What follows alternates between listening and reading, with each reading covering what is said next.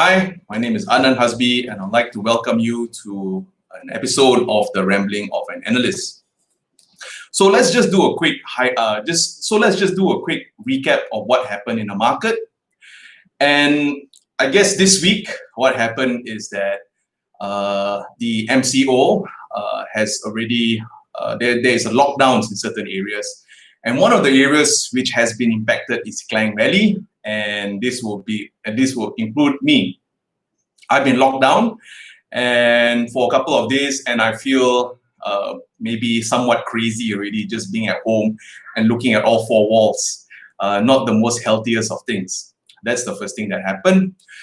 The second thing which happened is that, to recap, I talked a little bit about I think I talked about this maybe 2 or 3 months ago when we saw an early spike in the number of COVID cases, and there was a question as to whether one should buy AirAsia during the dips. And for this, I remembered saying every time when there was an increase in cases of COVID, what may happen is that there may be an increase of risk of a lockdown should the cases breach a certain number of cases. And every time when the cases would spike, maybe 2 or 3 months ago, I remembered that AirAsia's stock would just kind of dipped a little bit, and then it will rebound, it will go down, it will rebound, go down and rebound. And what happened right now is that with the lockdowns and with many of the COVID cases reaching the triple digit already, we can see that the AirAsia stock actually, the stock price from the 60-cent band, right now the AirAsia stock has already reached a 50-cent band, which is between, I guess, 50 cents to 59 cents. But overall, it has been hovering around the 59 cents region. I think should these cases were to spike up in later periods ahead, it'll be very interesting to see what may happen to the stock price for this company. Aside from that, I already talked a little bit about what happened politically. I think we saw about 2 or 3 weeks ago, a relatively senior political member had actually a couple of support.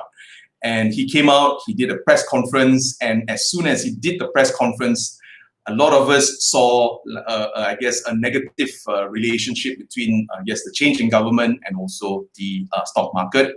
And one of the reasons why I mentioned is every time when there is a new installation of people within the, I guess, parliament, there will be also new ideas. And when there is new ideas which will be implemented, there's going to be, I guess, certain losers and winners. And with a lot of uncertainties, a lot of people would rather maybe hive off their investments just to see what may happen. And that's one of the reasons why we saw a sell down in the KLCI when the relatively senior political member said that he had support. But having said that, however, this week it was different, where he went to the palace and nothing quite happened. And if you look at the KLCI, it has been relatively flat. So let's go to the main news which we read this week, which is the merger between UEM and also Eco World. Overall, when I went to the internet space to actually see what a lot of people are saying, some are saying that this could be a bailout, this could be politically motivated. Having said that, I have a very different opinion on things, okay? And I tend to make my opinions only based on information and data. So if you ask me whether the merger between UEM and also Eco World, whether it's a good thing, I will say a resounding yes, definitely 100%. And these are my reasons why, okay? So the first reason is when we look at the UEM parent is Khazanah, right? And Khazanah lately, if we have been looking at the management of Khazanah and how they have been changing their investment style, with the installation of a new CEO, I think between 1 or 2 years ago, there has also been a change in their investment style. Before this, Khazanah used to hold assets strategically. So meaning to say that they will hold assets for the longest time and they will keep that asset and they will grow the value for those assets. Right now, under the new CEO, he has changed the overall investment style for Khazanah. And he broke it down into two buckets for his portfolio. The first is the commercial. First is commercial fund. The second is strategic fund. Basically, right now, how Khazanah looks at its holdings of assets is more like an investment portfolio. In other words, they are still looking towards maximizing value, but at a more shorter span of time. So if we want to see the proof of this, we could see, I think 2 weeks ago, the stock between Khazanah and Mas, and I guess the press release which came out is, should talks between Mas and their leases were to not go very well, Khazanah will not fund Mas anymore. So we can already see something definite. And the second thing that they are doing right now is the merger between these two companies. So why do I say the merger between these two companies is a great thing? Let's look at Khazanah's track record when it comes to building value in its investee companies. The first thing I want to highlight, or the first case study I want to highlight, is many years ago, Khazanah bought over Pantai, or a small stake in Pantai. And what they did was they grew that business, and they grew their healthcare arm. Today, they actually managed to make a listed company called IHH, and they managed to increase the value by many, many folds, and they sold that particular company to another shareholder, which is Mitsui, and they made money from this particular holding. So that's number one. Number two, if you look at the second case study, is Axiata. Axiata used to be a local telco player. But having said that, Khazanah gave the green light on a mandate for Axiata to not only operate within Malaysia, but within the whole ASEAN region. And right now, Axiata is a regional player. So they grew Axiata from a local player to a regional telco player. That's the second case study. The third case study is, this one is mind-blowing. There's this company called Time.com, and their CEO, and what happened was, back in the day, Time.com wasn't moving anywhere. And Khazanah, what they did was they installed a new CEO. His name was Afzal, and that was since 2007. If we look at the Time.com share price, it was from $1 back in the day until $12 today. I think it's just mind-blowing how they actually created value in their investee companies. Okay, so that's the first thing. The second thing is, if you look at Khazanah also, they also built the blueprint for Iskandar region. I don't know if any of you guys are old enough, but back in the day, that particular place, it was just quite backwater. But when Khazanah actually had the idea of Iskandar region, a lot of development happened, a lot of value was created, and that was the mastermind, which was planned in part by Khazanah.